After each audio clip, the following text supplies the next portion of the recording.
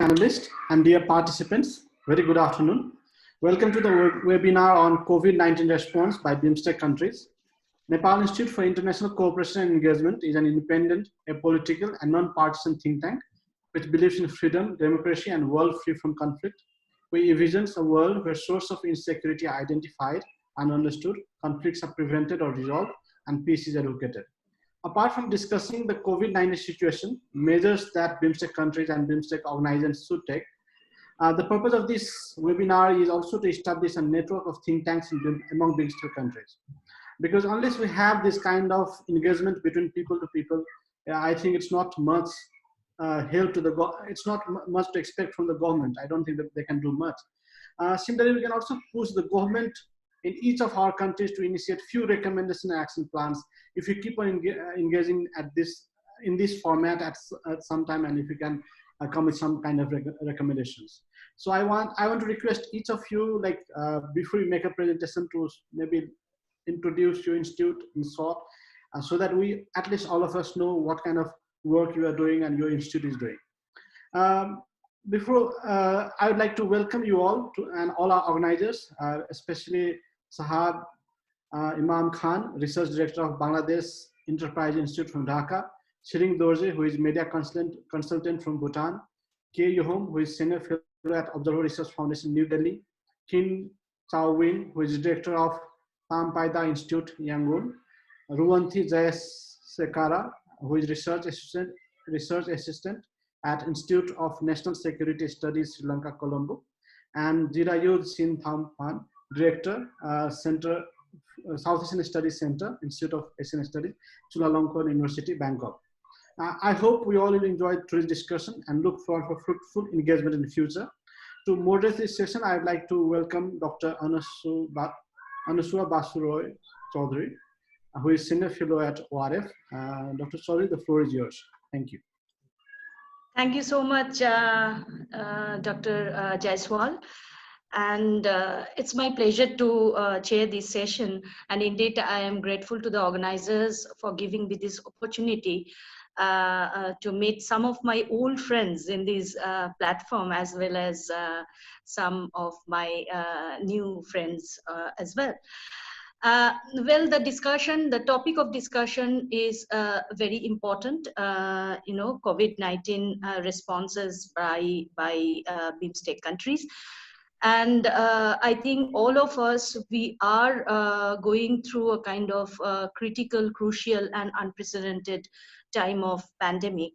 And all the member states of BIMSTEC, they are affected by, by multiple impacts of novel coronavirus in lives and living of general people. Which also marked a kind of repercussions in social and economic progress of each and every member states of these regional group. Well, in these particular scenario, we know that India is leading the entire chart in terms of reported positive affected cases as well as deaths, while Bhutan stands last in the chart of BIMSTEC member countries in both these perspectives. So keeping this severity in mind, the BIMSTEC decision makers, they have resolved to come closer to each other to combat the impacts of coronavirus jointly. And it is also very important to note that the decision makers, they have expressed their willingness and commitment to work together towards the regional resilience. While commemorating, the 23rd birth anniversary of the organization in last Saturday on 6th June. And in this particular context, I think I would like to draw your attention to what our Indian Prime Minister, Mr. Narendra Modi, has said. Let me quote him. And he said that he said that no individual country can by itself overcome its, that is COVID-19, huge consequences. India stands ready to share its experiences, resources, capacities, and knowledges with all countries in the region. Well, in this regard, I would like to request you to recall that Mr. Modi also in the initial phase of lockdown, which was a kind of, of the impact of COVID-19. He also urged for very importantly and very aptly urged for SARC COVID fund. So naturally, a question may be raised in these contexts that what would be the future of BIMSTEC in this particular regard, and how hopeful we can be, how feasible it will be for the SARC and BIMSTEC to operate parallelly, given the overlap of membership and also scarcity of resources and funds of BIMSTEC in consideration. Again, another question may be raised that we know that public health is one of the core segments in BIMSTEC's initial scope for scope of commitments. So what could be the regional response mechanisms to combat the impact of COVID-19 together? Or we can ask the question, definitely the BIMSTEC is very much committed towards enhancing seamless connectivity. So what would be the nature of this seamless connectivity in the post-COVID situation, though this is too hazy to think about post-COVID situation at this moment, because we are going through, we have not yet touched, peaks so far as India and other South Asian countries are concerned, though the situation of Thailand is different and Bhutan is different as well. And also another question which is coming up in my mind since this morning is how the individual member states' experiences in dealing with these critical situation can help each other to understand the possible way out. So these are a few questions we can discuss, and we can think of how we can develop a regional mechanism. And to discuss all these questions, we have with us 7 experts from 7 member states, and I'll request all of our friends to restrict yourself within 7 to 8 minutes in the first round, so that we can have at least little space for having some questions. So we will have a much more interactive session in the second round. So I will start. I'll follow the order as it is reflected in our schedule. So I'll request Shahab, my great old friend, to start with his views. And of course, I'm sure Bangladesh's responses towards combating this coronavirus will come up in this discussion, and several other questions will come up. So Shahab, it's for you.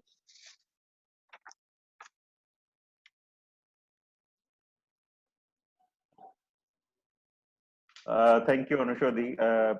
It's a pleasure to be here, and certainly we are at the crossroad where we have to choose between the cooperation and the cost of non-cooperation.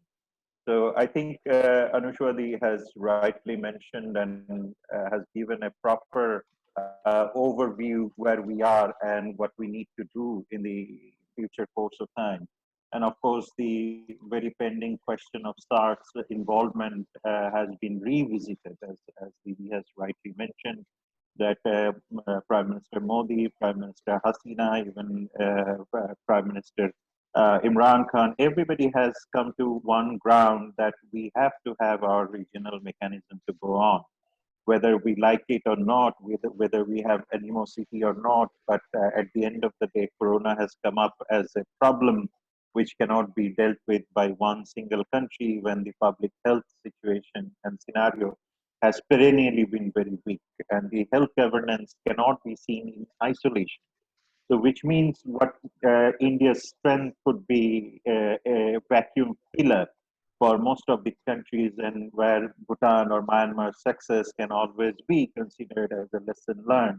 So therefore, we cannot really ignore any of the countries, whether we have bilateral problems, whether we have multilateral agenda, or we are part of geostrategic ball games. But at the end of the day, this is the crude reality where almost like 1.5 billion people's life is at stake. And perhaps even if you take the urbanization processes, which has again opened a new front for the governments to deal with, in terms of pandemics. For an example, if you take Delhi, Mumbai, Karachi, or Dhaka, and where migration, internal displacement, and migration has become another forefront stuff. So Absolutely.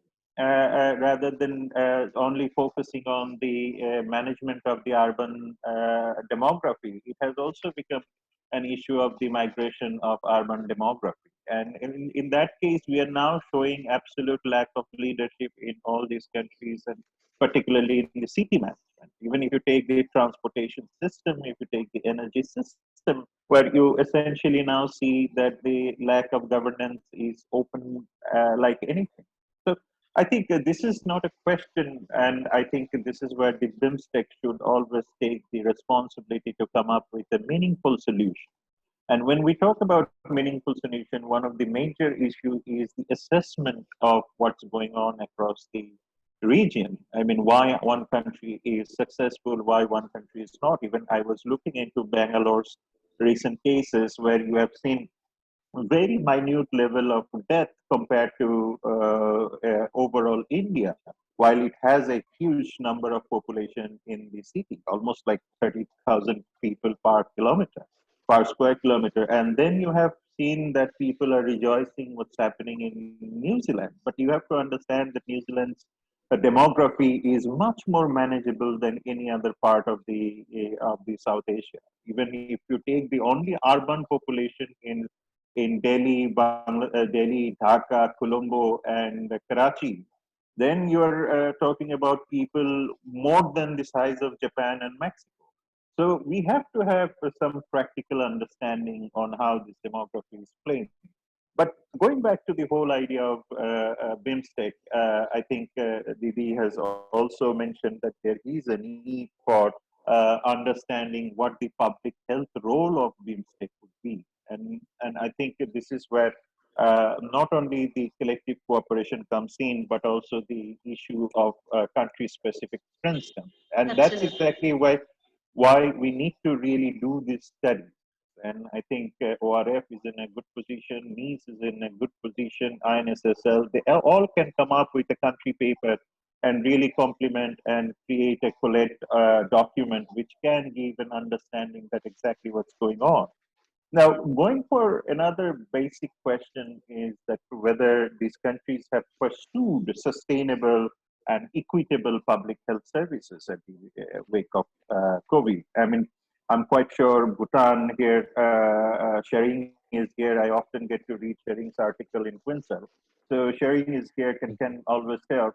But very important thing is that equitable growth or equitable distribution of health resources has posed another major question where even the Thai experience and the Burmese experience will be extremely critical for any of the regions, whether it is BIMSTEC or whether it is SAARC.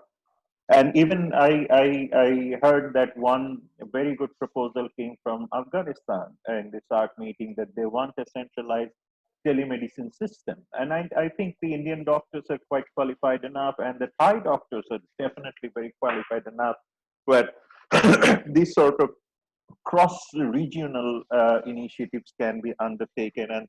And even today we are meeting over Zoom that shows that this is extremely possible and this can be done in an extremely cost-effective way, and where the corporate social responsibility of the tech giants can be tapped in. And this will make a huge significant difference in the life of everyone. And the last note that I think what came up from Bangladesh is that we are heading towards another global paradigm. And when you talk about global paradigm, traveling will be highly restricted. Migration will become a part of the European Western politics as well as the Asian politics for sure. because you can always see that over the past 1 decade, the rise of white nationalism supremacy, or whether you call it religious extremism across the region and everywhere, you're now seeing a new blend of protectionism coming. Now, I Absolutely. was having a chat yesterday at Chatham House, and then at at the International Institute of Strategic Studies. And one very important factor is whether the country should practice protectionism or they should go for precautionism. And I think precautionism is much more thing that has to be in the colloquial rather than protectionism. But in the name of protectionism, if you start stifling the movement to Middle East and others, then probably we are going to head for another level of catastrophe. So we have to be very open and understand that how the racial construction of migration or legal construction of migration will unfold over the period of time. Thank I you think, so much. Thank thank you so you, much, Shahab. Shahab, for identifying very crucial and critical issues. Say, for example, migration and also new protectionism. So, which ultimately leads us towards a new order of regional formatting. And you also have touched upon interesting issue like global paranoia towards Mm. travel, or restriction towards across border travel. So with these particular note, if I go to Tshering, and I would like to know from you that Bhutan as a picturesque country, this is the season to have lots of tourists in your country, so you must have faced a kind of severe setback on tourism industry. So can you say a few words on that and your experiences and your country's response towards combating coronavirus? Thank Sharing? you, Doctor. Yeah. Yeah, can you hear me? Yeah, please go ahead. Hello. Yeah, okay. So thank you for having me here on both on through this Zoom platform on this very important kind of a setup. To begin with, I would like to talk about a bit of Bhutan's experience of having dealing with this coronavirus. We are very, in a sense, we are late comer in this pool of all this pandemic. Our first case was detected in March, late March, through an American tourist who have visited India and then entered Bhutan. And right after the first case was detected, what the government did was we have done a contact tracing of all these people, primary contact and secondary contacts, and then they were quarantined and they were put under isolation. And then this was the beginning of when we closed our borders because restricted tourisms and restricted the porous border along the southern belt. So this is how we have managed to, because the first thing the government did was to prevent the community transmission, since once the community transmission starts, it becomes kind of unmanageable. So this is the main agenda from the response side, to prevent the community transmission. So after closure of all the airport and border, then we had introduced kind of a mandatory quarantine for Bhutanese coming from abroad into the country. And this quarantine period was extended to 21 days. And because we have lack of infrastructure facilities, so very good solidarity shown from the hoteliers, that they have offered their facilities free to the government to be used as quarantine facilities. And all the people under quarantine are living in 3-star hotels and very good kind of facilities, with the telecom companies providing free Wi-Fi to the people in the quarantine, and a lot of other activities that came along. And because of that, so far we have around 62 cases as of today, and 18 of them stand recovered. But one thing we should know is all these cases are coming from abroad, mostly about 99% from the Middle East. Bhutanese working in the Middle East have brought home this virus, but it haven't been able to spread it in the community because of the strict quarantine measures. So those detected with positive cases are again isolated in a separate facility, and after going a kind of a specialized treatment and thorough treatment, once they show signs of recovery, again they are put under de-isolation and a separate facility where they're again quarantined for 1 more week, and after that they are released as recovered. So this is in short what have been the response, the first hand to prevent community transmission, and there has been very serious monitoring along the porous border in the south along the India border, because that's the very porous area, and a lot of people try to enter, and a lot of Indian migrant workers coming to Bhutan and Absolutely. working. So this is where we had to focus more on towards the southern belt.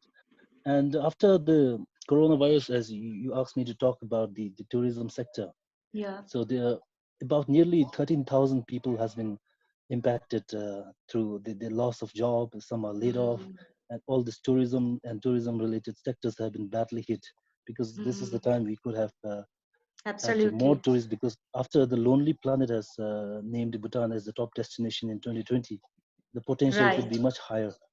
So this is the one area where Bhutan is badly affected, and a lot of employees are laid off. But at the timely, because the hotel industry is booming in Bhutan, and tourism sector is one of the source. So there's a lot of loans concentrated in the hotel sector, and and the timely intervention from His Majesty the King, who have Right. waived off the loan interest and the EMI for 3 months initially, and he's also introduced a relief fund whereby all the affected employees can avail cash transfer subsidy from the government. So these measures have been put in place to, and from the government side, the economic contingency plan has been mitigated to offset the impact of the coronavirus. So now a focus, this has indeed taught a great lesson for Bhutan, that too much reliance on particular sector, for instance, Yes. tourism, which has been hit. So now we have, Bhutan has been talking about economic diversification given the small size and economic vulnerability of the country. So we have been talking a lot about economic diversification, but we haven't been able to move beyond that. So this is kind of a good opportunity, a blessing in disguise for the country to move towards explore other sectors, other economic sectors where the country can benefit. And Yes. also we have been able to get solidarity from other South members like India. Uh, we have during this border closure, through the bilateral goodwill, the import of essential items, food items, and other Still commodities have been yes. Still still continue. continued through the Yes. border. The people are not allowed, but the goods are allowed to enter the border. And that way we were able to maintain our food stock and all the essential items needed in the country. And with Right. Bangladesh has been very generous to be able to give medical supplies, which we have been distributing to the senior citizens to keep their immune system strong. And Sri Lanka, Maldives, alike, all we have been receiving a lot of support from these countries in terms of bringing our Bhutanese back home, um, even the as far as Middle East countries. So it has been quite an experience for Bhutan for a country that has stepped into the development world very late Right. in 90s. So this kind of situation has taught many lessons for Thank us. you. I think Thank our you so people much, are Tshering, learning. for your yes, for your views on Bhutan's responses towards COVID-19. So now I'm going to my friend and colleague, Dr. Yhome. Yhome, we know that preparedness is the key word to deal with health crisis. So in your opinion, what kind of policy recommendations or what kind of policy planning India has adopted towards strengthening its infrastructure. This is number one. And second, I think Shahab Enam Khan has already pointed out and touched upon very important question, that is the issues related to migration. And we are seeing a large kind of chaos or hue and cry towards migrant workers, the movement of migrant workers. A group of experts, they thought that if they could have given much more time before the announcement of initial lockdown, then probably the situation could have been much better than that. So I would like to have your opinion on all these issues. So it's over to you, Yhome.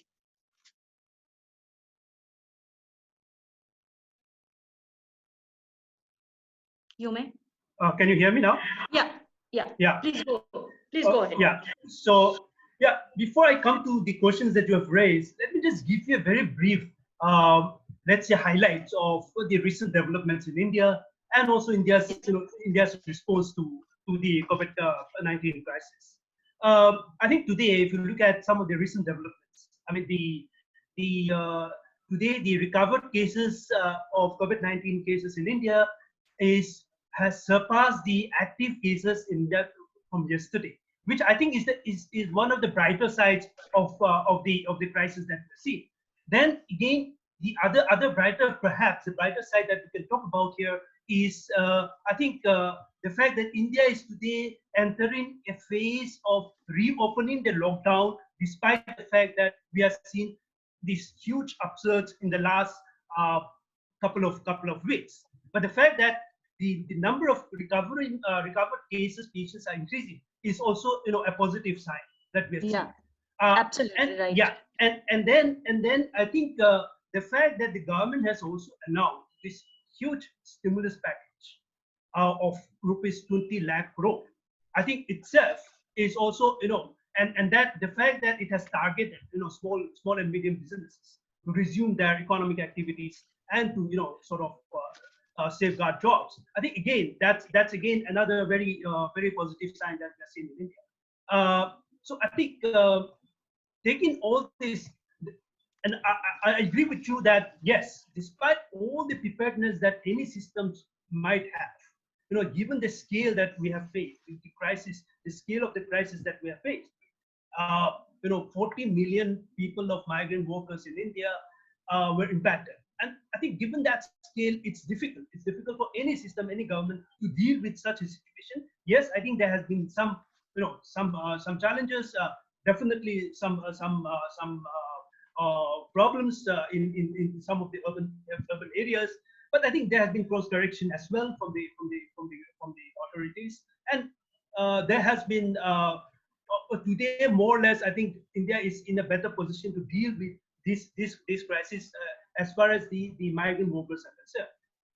Now, coming to an area that would be more interested to speak on as far as India's response to this COVID-19 crisis is concerned, is I would like to just say a few words on as an introductory remarks on India's regional approach. I think since we are talking, I mean, we have people from all the BIMSTEC countries. I think I just want to share a few 4 or 5 dimensions of India's regional approach to fighting this the pandemic in the region. The first, I think, very important dimension of India's approach is India's willingness to strengthen regional multilateralism. You have talked about India turning to SAARC, to the SAARC framework to fight collectively against this pandemic. And I think that again sends out this message that India is willing to strengthen, to build regional multilateralism in the region, and the fact that India is really not only willing to use some of the existing mechanisms, but also to propose new mechanisms within the SAARC framework, whether it is in terms of research platforms, that common research platform that the Prime Minister has proposed, or whether also in terms of SAARC pandemic protocols that the Prime Minister proposed. So I think the message that has gone out from the Indian establishment is that India is willing to invest and deepen cooperation as far as regional multilateralism. So I think that's one important dimension that has come out from this in the way India has approached and tackled this crisis at the regional level. The second, I think, dimension that one could see is that India is willing, or India has shown the desire, India's desire and preparedness to take the lead, to take the leadership role during this emergency situation, humanitarian crisis. I think in the recent years we have been seeing India has been positioning itself as the first responder to regional crisis, humanitarian crisis. And I think again, India has again played that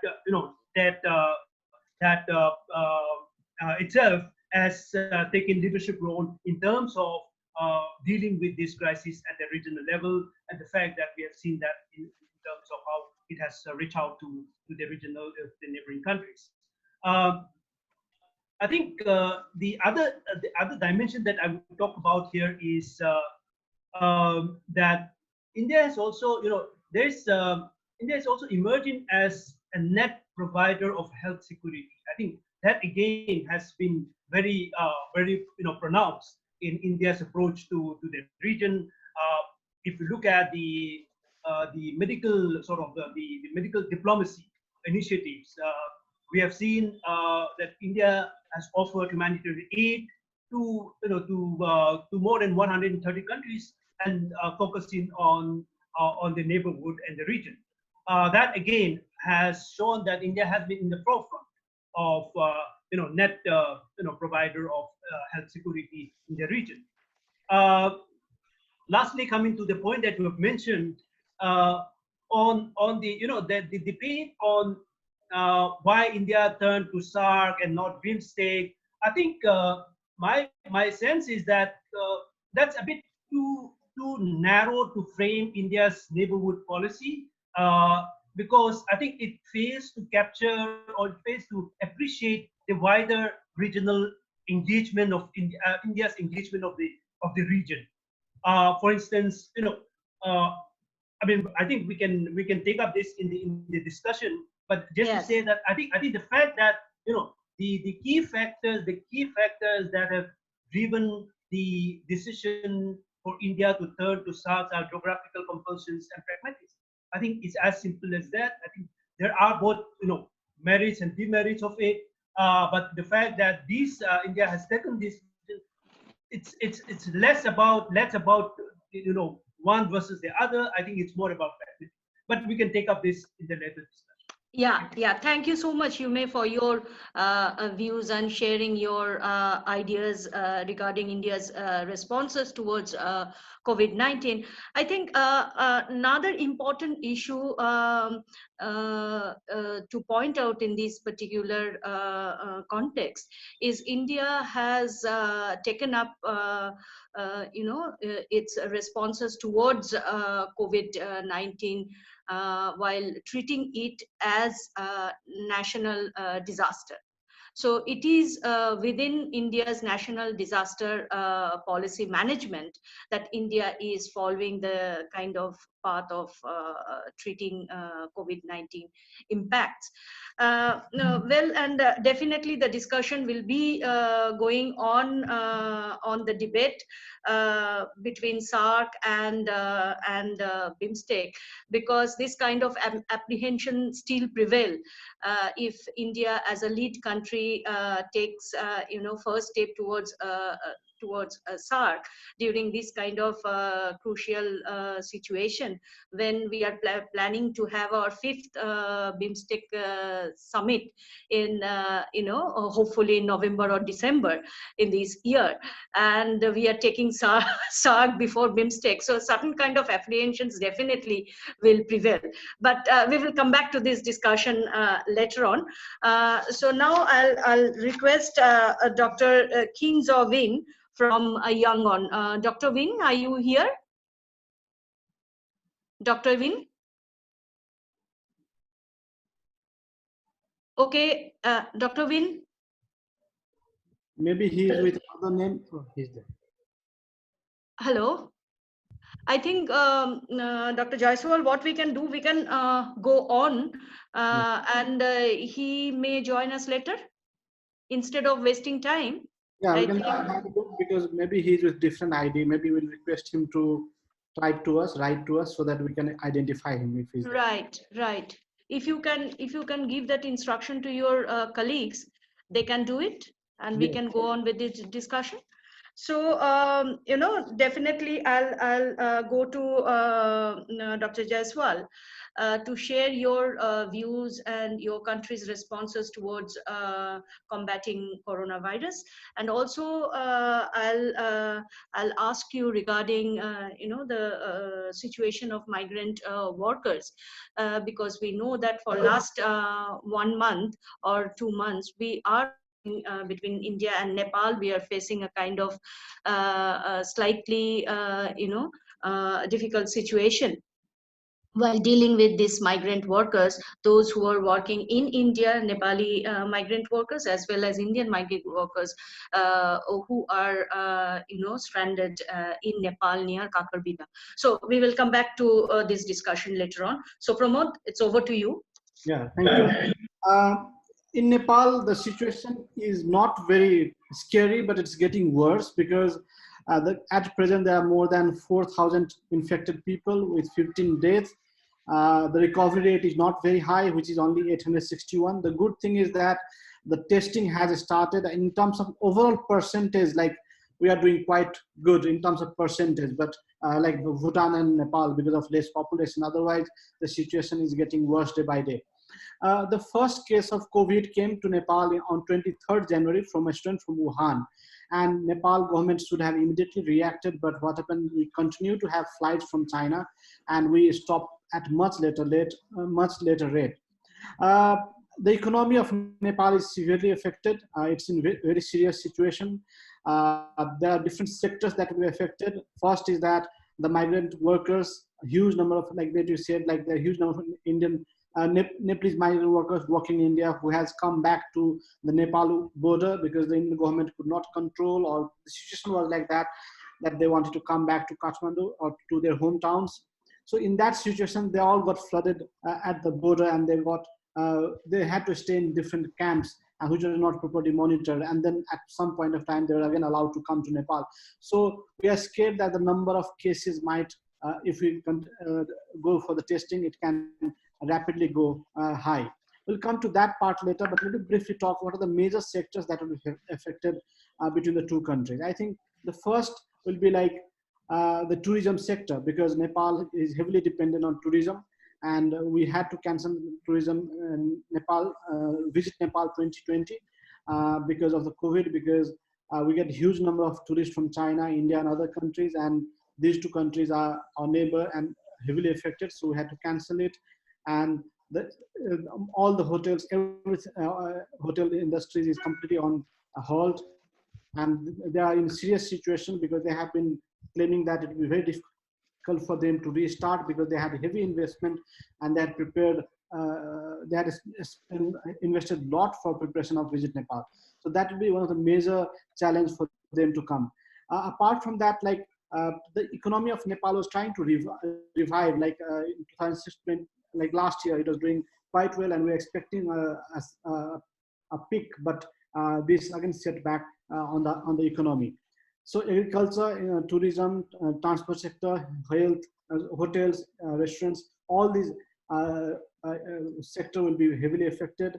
Then second comes the remittance, because there are almost 14 lakh Nepalese working in Gulf apart from South Asia, and they're also affected. In fact, the number of Nepali being affected by COVID is higher in other countries compared to Nepal. Like they have got infected in other countries. So once the things get normal, and then what you call movement or transportation is normalized, maybe they will come back to Nepal. So the question will be like, how will we be able to deal with such a huge number of people? 14 lakhs is a huge number, and then every country is affected by the COVID, so there will be massive unemployment in those parts as well, and they will be coming back to Nepal. So there will be huge pressure on the government. the World Bank said that the remittance, which is a major contributor to Nepal's GDP, is going to fall by 14%. Similarly, like another, like almost 5 to 7% of Nepal's GDP is contributed by a health sector, which is also affected. So these are two. Then comes a small and medium enterprises, which is going to be severely affected, and government has not taken any steps till now that how they'll sustain those sectors. Unfortunately, or you can say fortunately, what happened due to pressure from the people, different sectors, government has planned to ease out now. Like they are planning phase-wise. They are trying to normalize the movement, and the cases are going increasing day by day. So in that situation, what would be the situation after 15 days is it's very confusing, because the government has planned to ease many of the sectors, including emergency, like hospital, agriculture, even like some industrial sectors like that. And in a country like Southeast Asia, it's very difficult for government to monitor, basically, because they don't have mechanism to do that, and they're not prepared for that. So finally, it's like opening of all the sectors except few government or schools and colleges. I think almost all the sector will be open, because people have allowed private vehicles, though public transport is not there, but they will be used different ways to do that, because so that is going to be a great impact on the economy and overall situation. One question, like what was very interesting, is that when Indian Prime Minister Modi came with a video conference, it was very welcoming, and it felt lots of enthusiasm among the member countries. Not only that, they felt that the survival of SAARC is there, but at the same time, they felt that, okay, there is some kind of regional response, and we are not isolated. There is scope for cooperation, and we can solidarity. Yes. Idea of solidarity. Solidarity. At the same time, like there was kind of uniform overlapping of policies. Like suppose Nepal have a strict lockdown, but there is open border, and India do not implement that, then there is no sense having lockdown. Similarly, if India has and there is no lockdown in Bhutan and Nepal, the people can move. So there was a need of a kind of policy overlapping at that time. Similar was that resource mobilization. Like when all the countries were like puzzled what to do, at least the video conference forced the country to come with some SAARC fund, where they had, and they realized the importance of, or you can say the seriousness of the situation. So that was a welcome step. But what I think that it should have continued at a rigorous level, because there are a few steps after that. I don't know how much the country are implementing, or we have been following that. I think there has to be done. The reason I think is that almost all the countries in South Asia lacks in terms of health sector. All the countries have to work in this sector if you want to fight something like COVID situation. So almost all the countries are in similar level that they really lack proper health infrastructure. Second, I also want to highlight on the SAARC Tuberculosis Center in Kathmandu. We have that. I mean, SAARC had come with that kind of concept in the past. So I believe that if SAARC had picked up, if there had not been any problem in SAARC, I think we would have prepared at regional level for this kind of situation.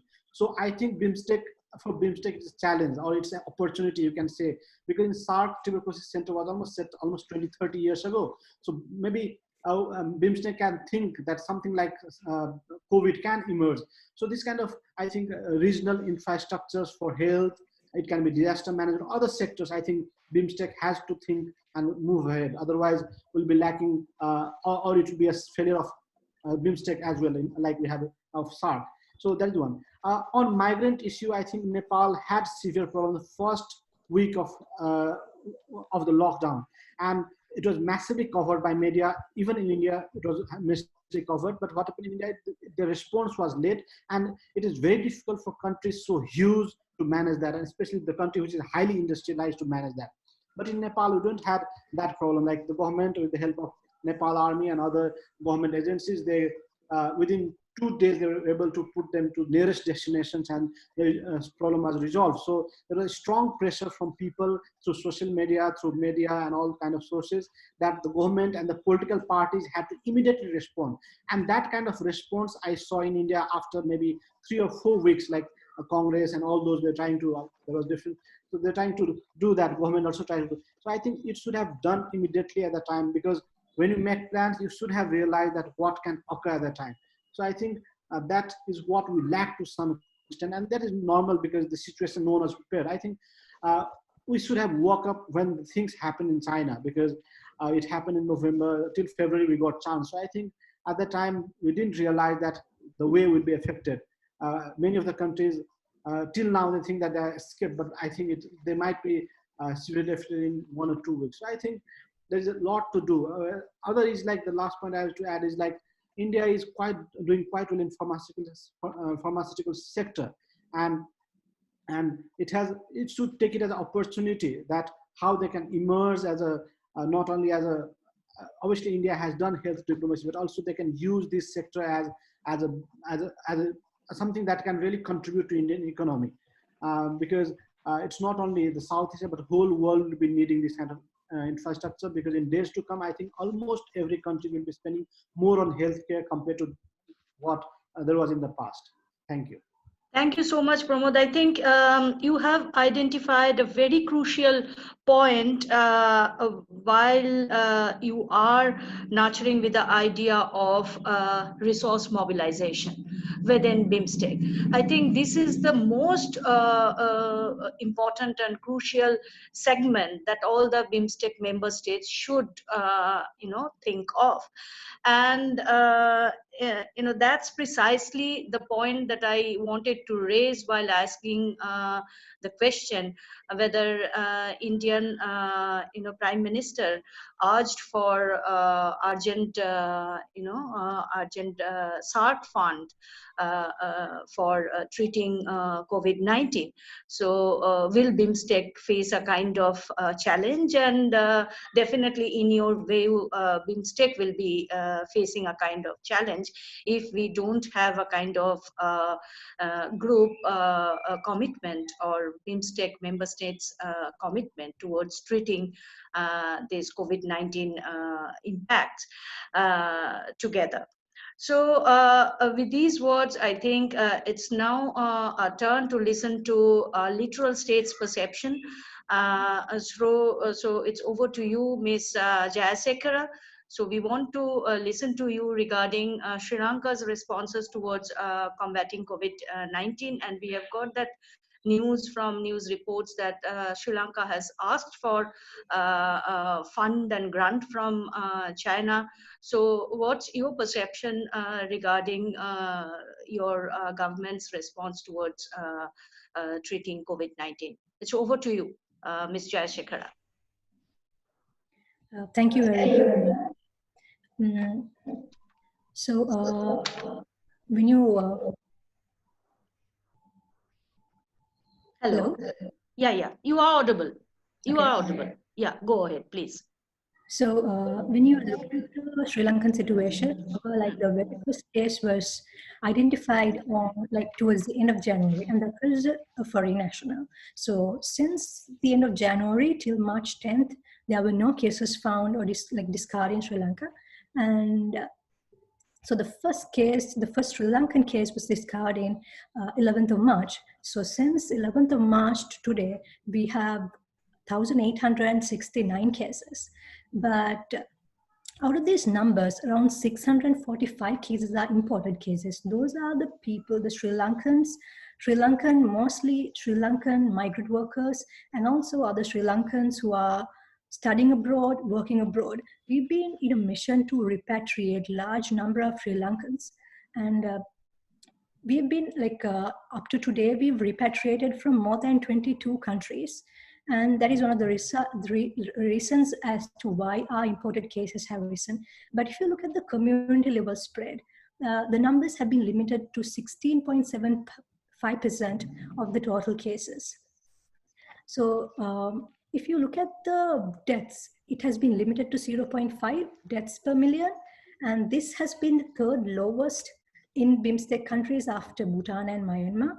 So I think we are in the process of accelerating number of testing. So far we have been able to do 3,818 tests per million, but we will be in need of more and more testing.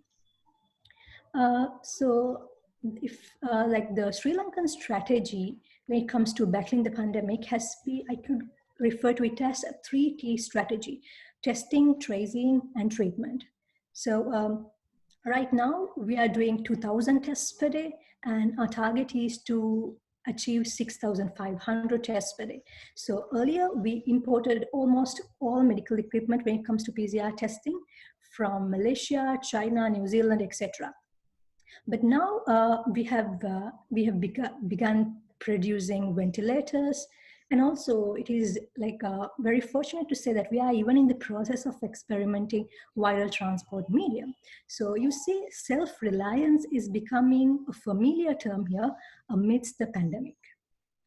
And when it comes to the second pillar, which is tracing, we've been able to do a marvelous job when it comes to contact tracing the first ring and the second ring without any digital platforms. It has been slowly done manually by the state intelligence service, police, and also the police health, public health officers.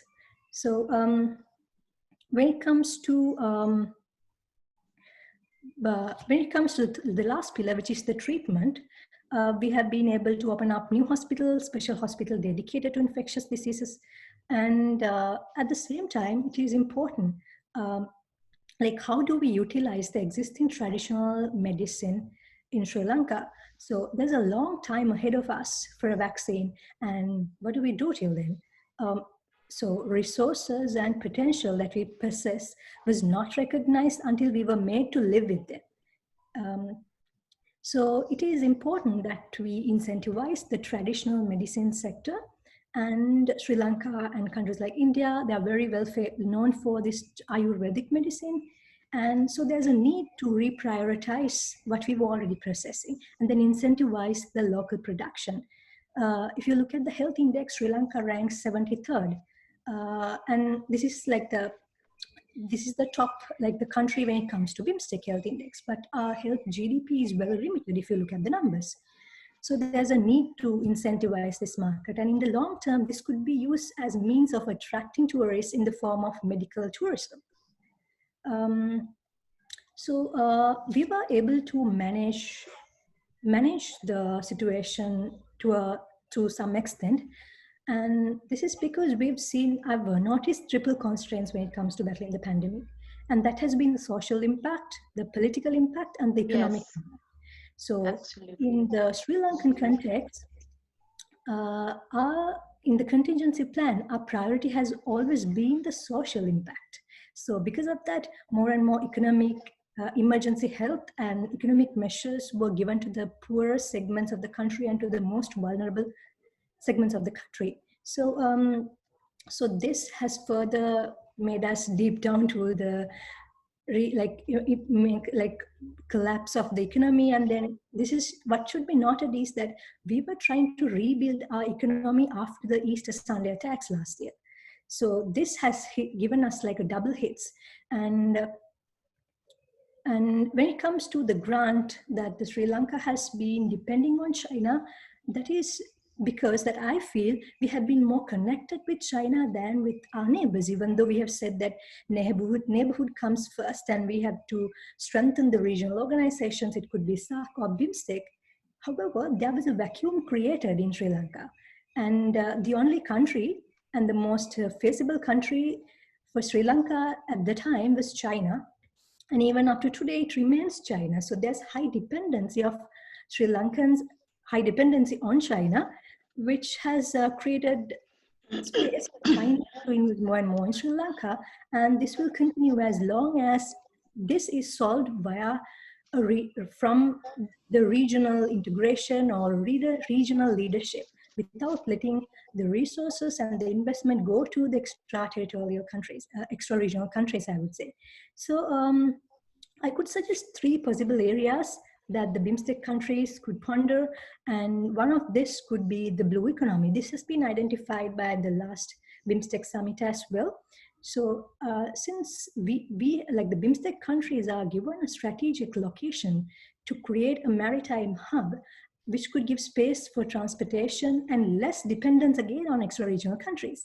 So it is important that we give this as an opportunity even to landlocked countries like Nepal and Bhutan to get the maximum out of this. So if implemented properly, blue economy within BIMSTEC will not only be a step towards sustainability, but towards a strong Asian-centric world. And the next would be strong air connectivity. Since we have a population of over 1.6 billion people in the BIMSTEC countries, however, the largest number of tourists that we get are from India and is also mostly limited to India. So, like I said, traditional medicine and also Buddhist archaeology in most of these BIMSTEC countries could promote tourism. And lastly, I would like to say agriculture, which is also one of the areas of cooperation under BIMSTEC.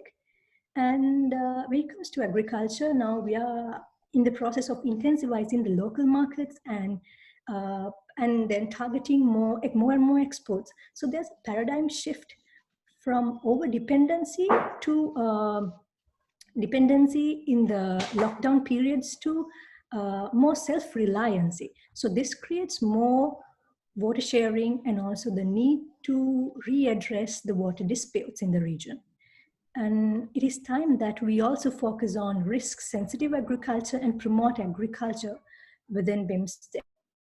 Conference in March, an expert said that there's a need to secure water based on a reconceptual, like based on geography, and then there is a need to empower the region and have a more scientifically driven region rather than a politicized region. So if you take these 3 points, like the blue economy, strong air connectivity, and agriculture, these will make BIMSTEC more stabilized and also extra-regional proof. And this will again answer the question of Sri Lanka's relations with China.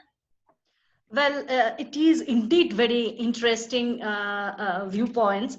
You know, I am getting tempted to ask you several questions, but at this moment, it's very interesting to note that Jayasekara, according to her, the three major domain within BIMSTEC, these are blue economy, tourism, and agriculture. But we are talking in terms of public health, and she doesn't consider public health as one of important domain within BIMSTEC at this moment. And it is indeed very interesting. And also, while you are pointing out the urgency on dependency on China regarding funding for treating this COVID-19, I think I have come across several reports that your leaders, they are also showing their interest to get help from India, precisely from Kerala, which is supposed to be our best so far while treating COVID-19. So if you can say a few words, not now, but maybe later on in the second round, on this kind of initiative where India can help Sri Lanka in what way, and also what can be the collaborative venture between India and Sri Lanka, because we know that we have a very age-old traditional connection between Sri Lanka and India. So I'll come back to you with these questions again. Now we will go to Dr. Sinthuphan, as Dr. Nevin still he is not, I think, here with us. So Dr. Sinthuphan, Swadika, now definitely I'll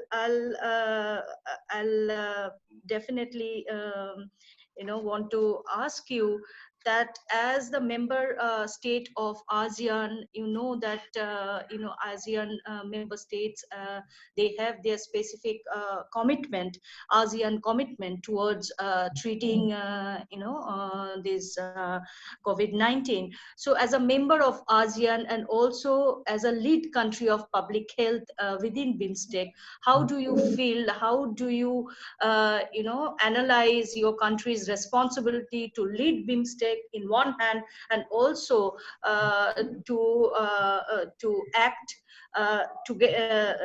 in a group within ASEAN? First of all, I would like to say that public health is a very crucial point. It is a very important factors, in terms of, building, the economy. So, I think, in every country, we need to invest more in the social infrastructures in order, to be able to move, forwards. But, again, for a country like Thailand, like many other countries in the world, that we are not just a member of one, geopolitical organizations, but several. And I think for I think for us, for the Thai government, I think it was more urgent to act according to what we felt we closer to, that was ASEAN's, and also because of ASEAN's has better mechanisms, and also the better commitment from the member states, whereas I think in terms of commitment, we in Thailand as well, and also I think all member states, we put less commitment into these regions or these organizations, if we want to call it. So that's led to what you have mentioned earlier, that it was underfunded, and also that it has a very weak mechanisms in terms of getting everyone in the member states to come together and try to mobilize resources. But I think in the light of the situations like COVID-19, I think it's important, it's time for us to come together and try to build a better connectivity and better connections and better cooperations, and we can begin with the idea of public health, because each country within the regions, we all have our strong points and also weakest point. For instance, India, India is a leading nations in terms of pharmaceuticals industries. While in Thailand, or maybe in Sri Lanka, we are in Thailand, we have a very strong public health systems in we're comparing to other countries in the regions, and it's quite well funded. And whereas in Sri Lanka or in Bangladesh and also in Bhutan, they also have a strong capabilities in terms of wellness industries. So if we can combine all the knowledge and all the resources together and try to build a better social infrastructures, and it could help strengthen these multilateral corporations within the regions as well. And and in terms of the situation in Thailand, because we actually was very late to react to the situations, so that's why and because I was slow, because of our slowness, and that's why at the beginning of the years, the numbers of our infected case and also our diseased case has gone very high. But since then, the situations has become much better. Until for the past 2 weeks now, we had almost zero infections at all. But again, we still have to wait for the repatriations of Thai nationals who are living abroad, which will come back to the country within this month, before the planned reopening of the countries in July. So we still have to be very cautious about that. And And at the moment, actually, we still have no plan, whatsoever, what's going to come, what's going to come in July, in terms of, whether, because, we're going to open up the countries again, but would, the terms of the quarantines and also, the tests, will be the same as, during this past 2 months. We still, don't know about that. And early on, you mentioned a very important keywords, about protectionisms and also, as we can see, from these situations, even though protectionism has become the almost like a paradigms of the discussions within in particular within every society, but I don't think that it's a way to go, because situation like pandemics, it's a pandemic, so it spreads all over the world, and the only way we can handle the problems is to come together and work together, and because of the economic situations after the COVID-19, it's going to hit us really bad. So I think the most important thing is how we can come together, like our colleague in Sri Lanka just mentioned that we can come together and try to rebuild the economy together. We can link tourisms together and trying to build sounded measurements to bring to protect our citizens, and at the same time as trying to bring the revenues and the tourists into the regions. Yeah, thank you so much, Professor Sinthuphan. I may ask you one more question while we will be opening the platform for question answer session. My question will be to you that your country, Thailand, is a member country of ASEAN and ASEAN's commitment. So if you ask you to prepare a blueprint for BIMSTEC's commitment, then what, in your opinion, will be the priority segments from health security perspective? So I'll come back to you now. Let me open up this platform for question answer sessions. We don't have much time in our hand, but we are getting various questions. And first I'll start with the Yhome, because you are getting 2-3 important questions. And in your deliberation, you have talked about dimensions of India's regional response to COVID crisis, and you have mentioned that India is the leading nation to provide humanitarian assistance to the neighboring countries. But the question has been asked to you that all of us, we are seeing that India is in trouble while treating with COVID-19 internally. So how can you expect that India can give assistance to all its neighboring countries? This is number one.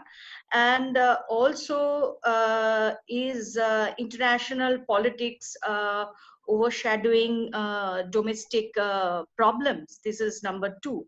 So we can start with Yhome, specifically India's lead role, because you have also talked about India as net health security provider. So how can it be possible? This is the perception or a kind of apprehension that's prevailing among our neighboring countries. Over to you. Sure. Yeah, thank you. So let me just start with the first question on India's role as a net provider of health security. The reason I say that is because, yes, I fully agree and accept that India has its own challenges within at home in terms of the health challenges we have as a result of the COVID crisis, or in fact our challenges is is just a question of mere the scale of the challenge we face in India. I think they are very less in the sense countries. Maybe we can compare. It's comparable to very few countries. China maybe one there. Maybe some other countries, huge countries like maybe Brazil. But in terms of population, in terms of number, I think there are very few that can be compared to the scale that we are talking about here. Then, if you look at our infrastructure, health infrastructure, the level of development. I mean, look at some of the developed countries, rich developed countries in the West. I mean, the fact that they have also been struggling to tackle this new challenge, this new disease. I think to be fair to India, I would say that yes, the stringent lockdown measures that India's government has put in place has huge socio-economic impact. We have talked about the migrants issue. The millions of migrants have been impacted because of these stringent lockdown measures. But at the same time, there is also a general consensus that these lockdown measures have been responsible or have attributed to the low number of infection or the spread of the disease in India. So I think there, one can argue both ways here. And the fact that India is also a rising power, India has its own responsibilities in the region as it is to its citizens within its national boundaries. One of the reasons why I think we need to understand in that framework is because unless India also looks at what is happening around its borders, its near about neighborhood, what happens in the neighborhood will also ultimately affect its own national interest inside. So I think the fact that India is responding to the needs of the neighboring countries and also looking after its own domestic challenges, I think these two goes both hand in hand.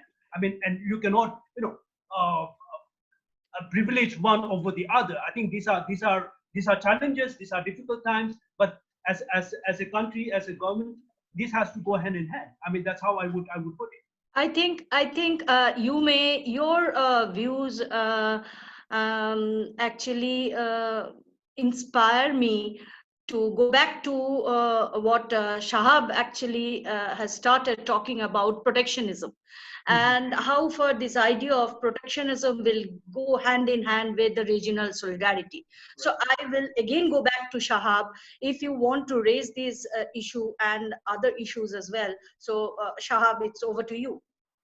Thank you, Didi. I think several issues came up, particularly the whole public health discourse, which has become a very important part, not only for the domestic politics, but also for the international politics. Even if you look at what's happening between Washington and Beijing, and this renewed mask diplomacy and so and so. Now, one thing we have to really understand that what would the supply and demand and consumption would look like after post-COVID, and how are we going to really sustain the supply of basic goods as well as the supply chain. So that's going to essentially determine what kind of market we are going to create and how we are going to provide security to the informal sector. I mean, across the region, except for the case of Bhutan and Sri Lanka, essentially, most of the countries have almost like somewhere between 60 to 80% of people in the informal sector. Now, these are the people who are not within the safety net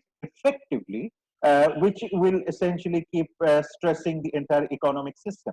And perhaps the whole idea of increasing public health costs will definitely push further the level of poverty in this country. Particularly, I can tell for the case of Bangladesh, it is already 60% of the people who graduated from the poverty line has fallen back under the poverty line.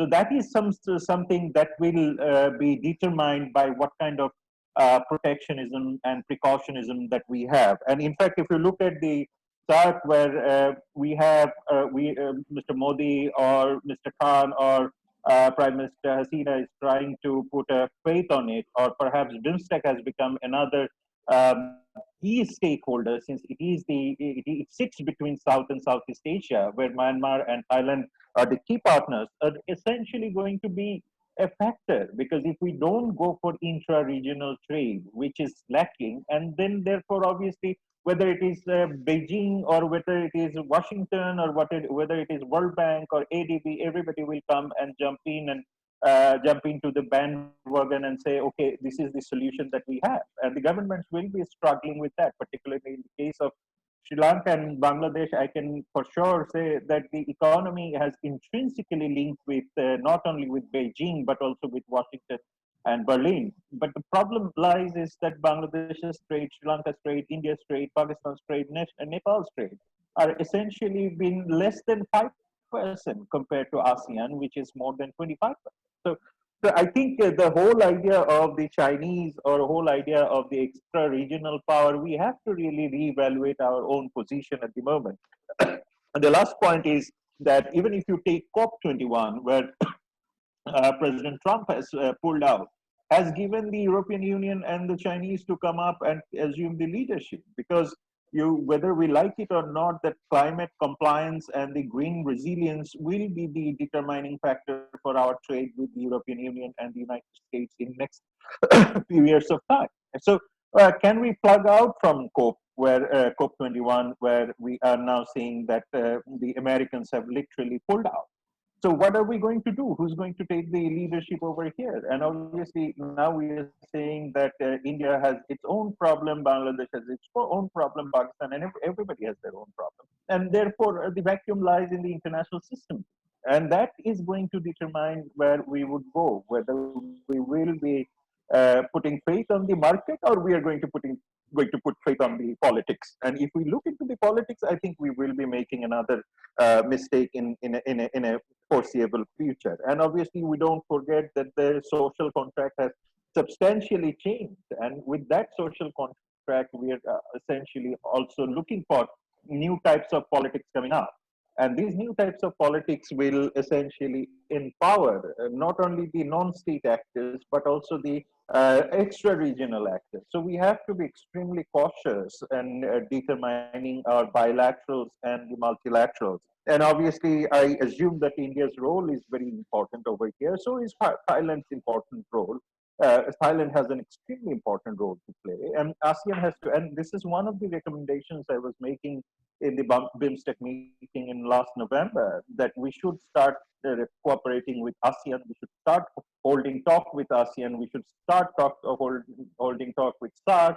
And we have to have all the common agenda to come into place and discuss beyond the prism of geopolitics and geostrategic interest. And henceforth, again, what kind of consumption are we going to see in future? So that will determine whether we will be needing a huge things to export, because Europeans will essentially become much more protectionist and much more environment friendly. Therefore, the consumption is likely to deteriorate the things we actually send there. I mean, we have RMG.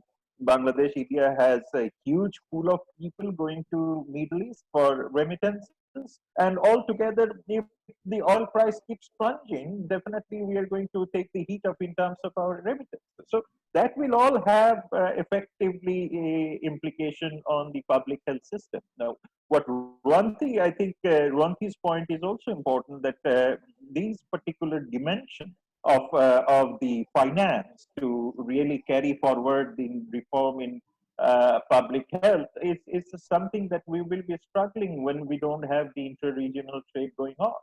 So Yes. I think these are the points I would summarize. Thank you, Shahab, and I will take cue from Shahab, and I'm going to Ms. Jayasekara.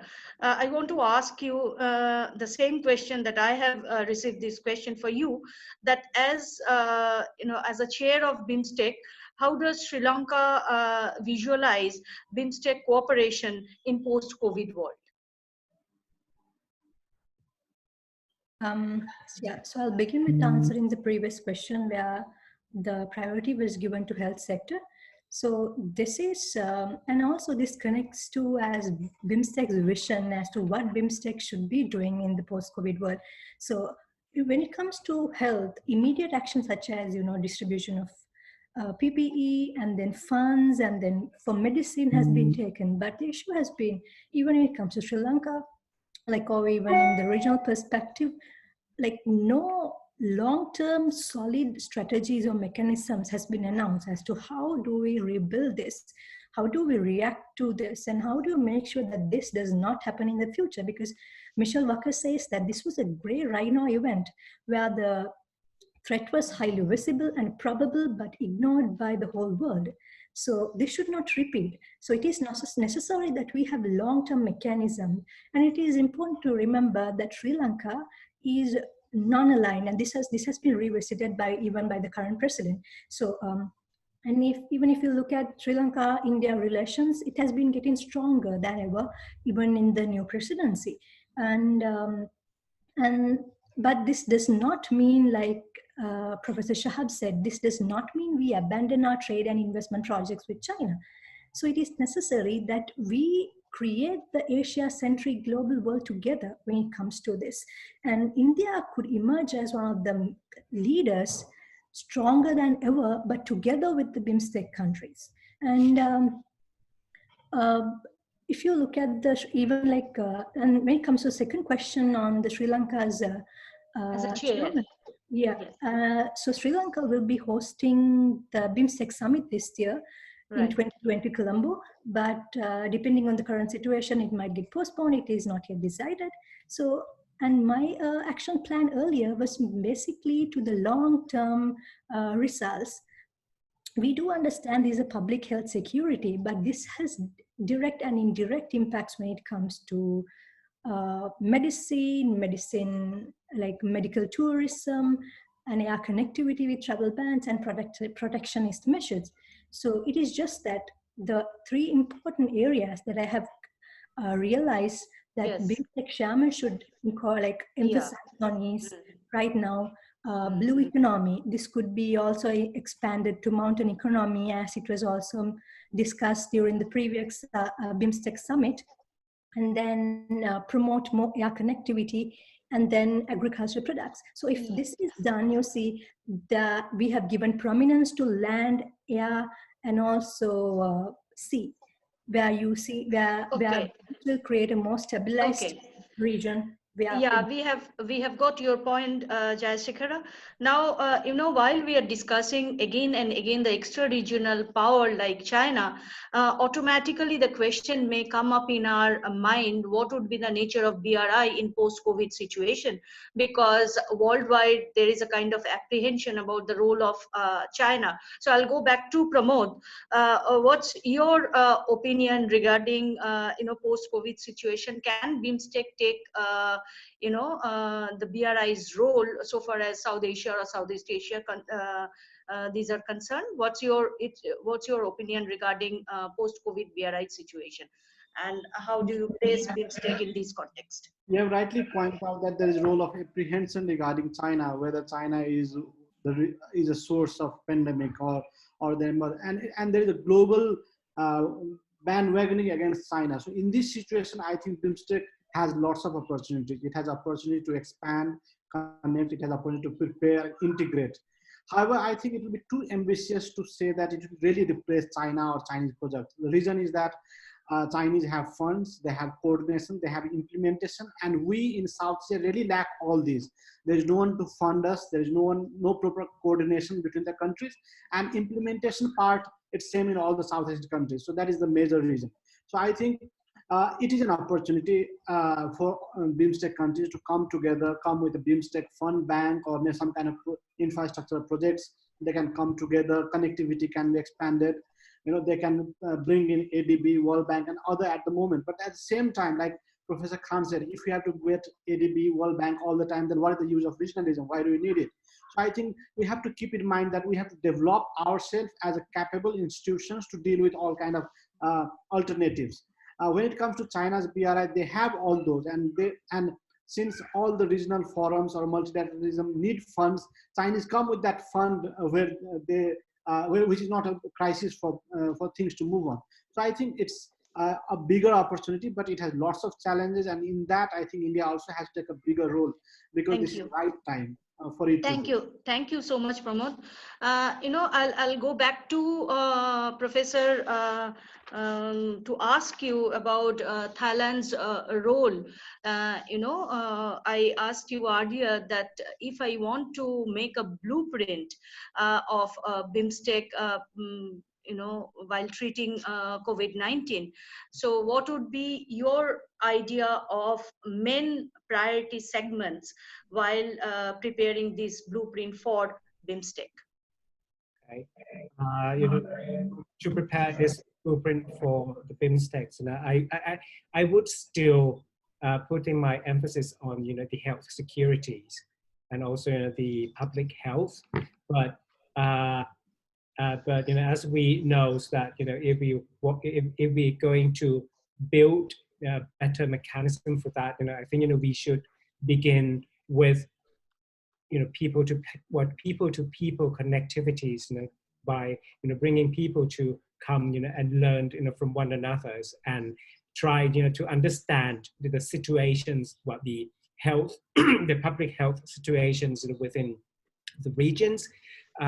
Because I think this is the important point, is that even though we are a part of the same regions, but when we are talking about now, we're still talking about South Asia on one side and Southeast Asia on one side, but in fact, if you look at the map, we are all interconnected.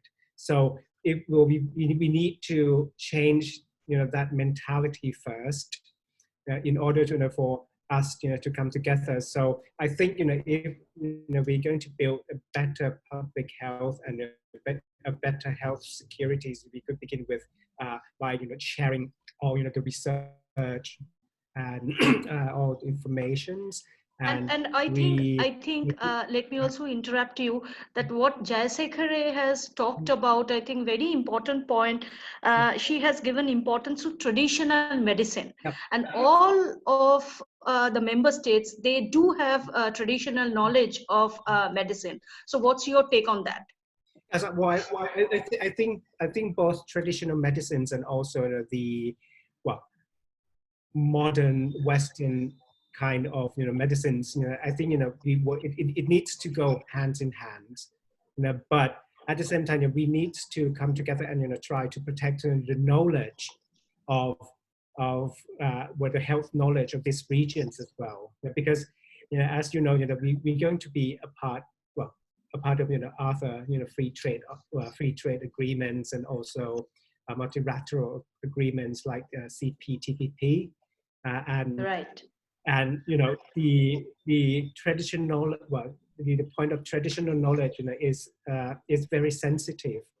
But if each country tries to protect and claim that this knowledge is what belongs just to one country, I don't think it's going to work. But if the region can come together and claim that it's a regional knowledge, I think we can protect our knowledge more, and also be able to use this as a basis, a foundation to advance the knowledge into the future.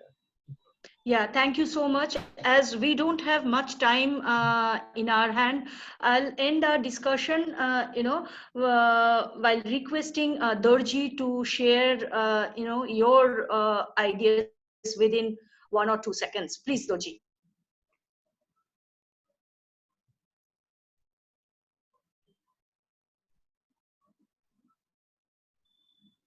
Hello, Tshering. Hello.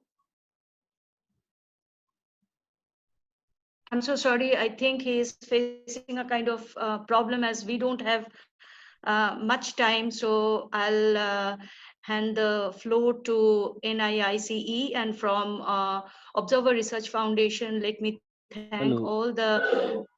Oh, you are in? Yeah.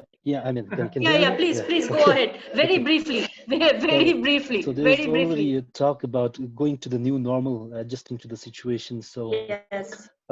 just briefly, I want to highlight on some of the things that BIMSTEC can look forward to. Please. The connectivity, in terms of connectivity, we so far focus have been on the physical connectivity. So it's probably time to look at some of the aspects of virtual connectivity in terms of developing as such, we know that the intra-regional trade is very less. So we may want to explore an e-commerce platform to integrate further through virtual connectivity. That's how we can keep the nations connected. And other aspects we have seen from the recent lockdown, the pandemic has done good to the environment, the air quality, and a lot of improvement in our climate on the environmental front. So it's I think opportunity for the countries to explore on the green technology, eco-friendly solutions to ease the pollution level in the member countries. So these are some of the things that I would Thank like to you. put forward. Thank you so much, Tshering. So it's over to you again, NIICE. And let me thank on behalf of Observer Research Foundation to all the speakers as well as NIICE to give us opportunity to collaborate with you. And I will not sum up as our discussion will go on. And definitely we will keep in touch with each other so that we can come up with a kind of consolidated group mechanism to deal with COVID-19. Thank you so much. It's over to you, NIICE. Thank you, Anasua. I would like to request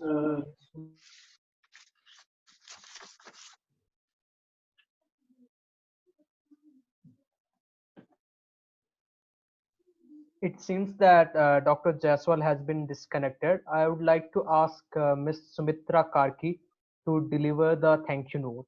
Thanks on behalf of Nepal Institute for International Cooperation and Engagements.